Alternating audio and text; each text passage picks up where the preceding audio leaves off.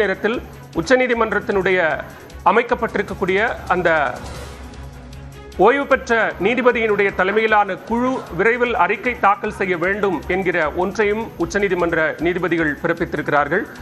நம்மோடு தொலைபேசி வாயிலாக இணைகிறார் மூத்த வழக்கறிஞர் திரு கே.எம். விஜயன் அவர்கள். சார் வணக்கம். சிபிஐ விசாரணைக்கு உத்தரவு பிறப்பித்து, அதுவும் ஓய்வு பெற்ற உச்சநீதிமன்ற நீதிபதி மேற்பார்வையில சிபிஐ விசாரணை நடக்கணும் அப்படின்னு உச்சநீதிமன்றம் தீர்ப்பளித்திருக்கிறது. எப்படி பார்க்கிறீங்க? நான் இதை சட்ட ரீதியா ஒரு முரணாக தான் பாக்குறேன். ஏன்னாக்கா இந்த வழக்குல ரெண்டு விஷயம் முக்கியமா தெரியணும்.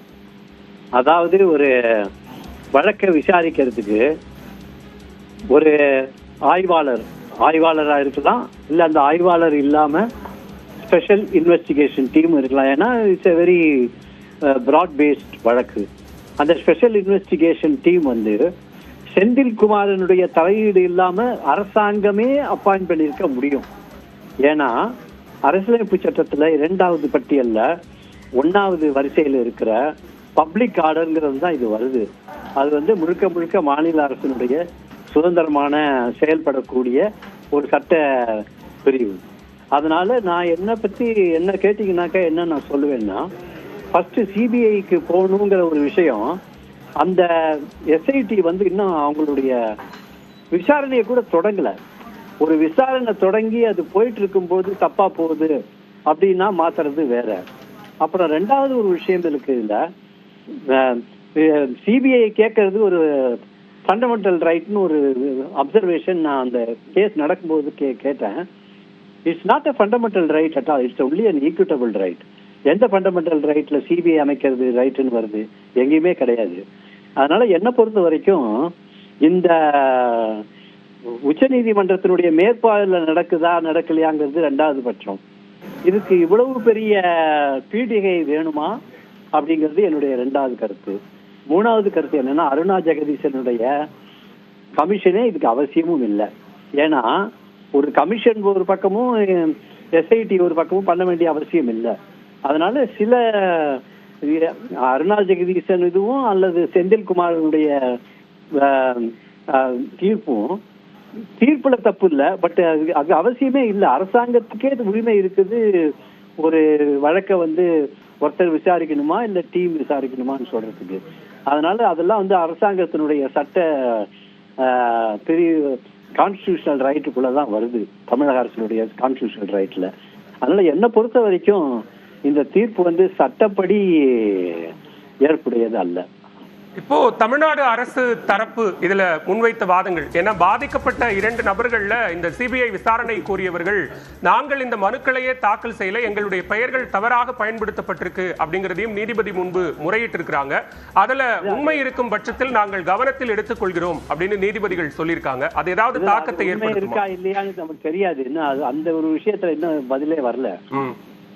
அந்த மாதிரி ஒரு கேஸ் போட்டவனே கிட்ட பொய்யா வாங்கிட்டாங்கன்னு சொல்ற ஒரு விஷயம் இருக்குல்ல.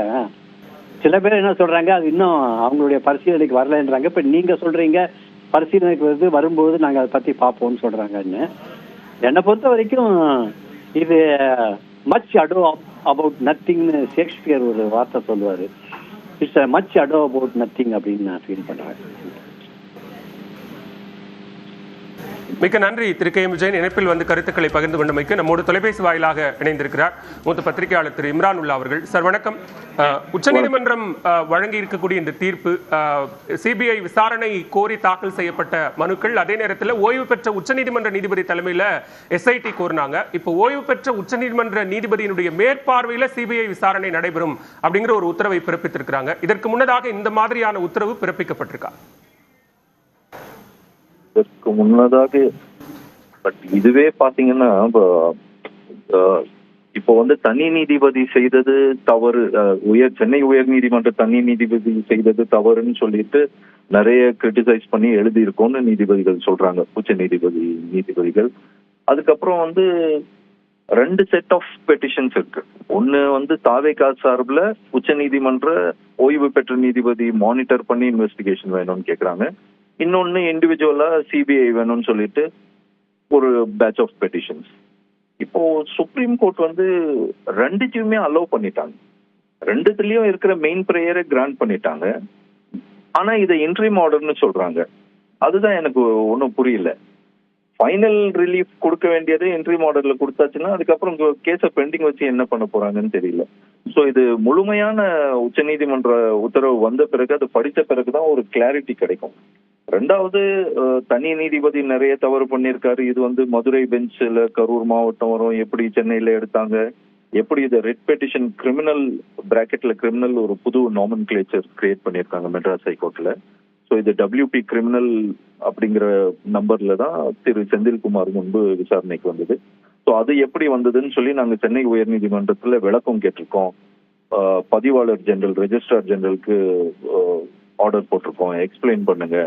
அதாவது அந்த பெட்டிஷனர் PH தினேஷ்ங்கிறவர் கேட்டது வந்து SOP ஃபார்ம் பண்ணணும், ஸ்டாண்டர்ட் ஆப்ரேட்டிங் ப்ரொசீஜர்ஸ், இந்த மாதிரி அரசியல் கூட்டங்களுக்கு பொதுக்கூட்டங்களுக்காக வேண்டின்னு போட்டது. அது ரிட் பெட்டிஷனா தானே வரணும், எப்படி கிரிமினல் சைட்ல போச்சு அப்படின்னு சொல்லிட்டு ஒரு குவெஸ்டன் எல்லாம் கேட்டு இப்போ விளக்கம் எல்லாம் கேட்டிருக்கோம். ஸோ நாங்க எல்லா பெட்டிஷன்ஸையும் பெண்டிங் வைக்கிறோம், இன்ட்ரீமா இந்த ஆர்டர் போடுறோன்றாங்க.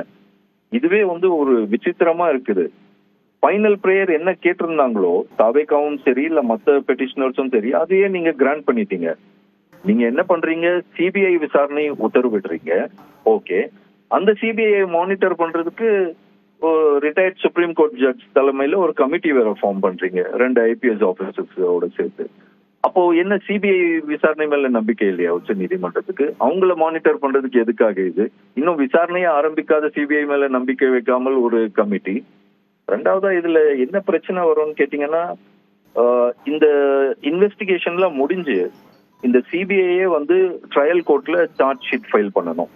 இன்வெஸ்டிகேஷன்ல என்ன நடக்குதோ சரி, அப்படி சார்ஜ் ஷீட் ஃபைல் பண்ணும்போது இது வந்து ஒரு supreme court retired judge monitor பண்ண ப்ரோபா இருக்கும்போது அவங்க மூலமா செய்யப்படுற இந்த சார்ஜ் ஷீட்டை எப்படி ஒரு ட்ரையல் கோர்ட் வந்து ட்ரையல் நடத்தி ரிஜெக்ட் பண்ண முடியும்னு அது ஒரு இஷ்யூ இருக்கும்ல. ஒரு டிஸ்ட்ரிக்ட் செஷன்ஸ் ஜட்ஜ் விசாரிப்பாரு, அவர் ரேஞ்சில் இருக்கிற ஒரு retired supreme court judge monitor ப்ரோப்ல ஃபைல் பண்ற ஒரு சார்ஜ் ஷீட்டை அவர் ரிஜெக்ட் பண்ணுவாரா? அது நியாயமா நடக்குமா அப்படிங்கிற கொஸ்டின்ஸ் எல்லாம் இருக்கு. தேர்ஃபோர் எப்பவுமே வந்து கிரிமினல் இன்வெஸ்டிகேஷன் அப்படிங்கிறது வந்து போலீஸ் மட்டும்தான் பண்ணணும். இந்த மாதிரி retired high court judges, retired supreme court judges monitor பண்ணி இன்வெஸ்டிகேஷன் நடத்தி சார்ஜ் ஷீட் ஃபைல் பண்ணுவோம் ஒரு ட்ரையல் கோர்ட்ல. இந்த ப்ரொசீஜர் கொஞ்சம் வந்து ஒரு சங்கடமான விஷயம்.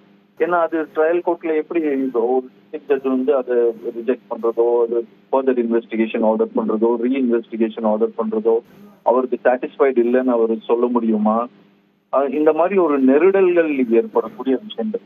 ஸோ சுப்ரீம் கோர்ட் அப்படியே நீங்க ஆர்டர் போட்டிருந்தாலும் CBIயோட விட்டு இருந்திருக்கணும். அந்த CBIயை மானிட்டர் பண்றதுக்கு ஒரு கமிட்டி. ஸோ இஷ்யூஸ் வந்து இப்போ நிறைய காம்ப்ளிகேட் பண்ணி ஆயிடுச்சு. ரெண்டாவதா பாத்தீங்கன்னா SIT ஆல்ரெடி இங்க தமிழ்நாட்டுல விசாரணை ஆரம்பிச்சுட்டாங்க. இப்போ அவங்க அதை பாதிலேயே விடணும். நியர்லி ஒரு வார கால விசாரணை நடந்திருக்கு. அதுக்கு முன்னாடி லோக்கல் போலீஸ் விசாரிச்சிருக்காங்க. சம்பவம் நடந்தது செப்டம்பர் 27. நாம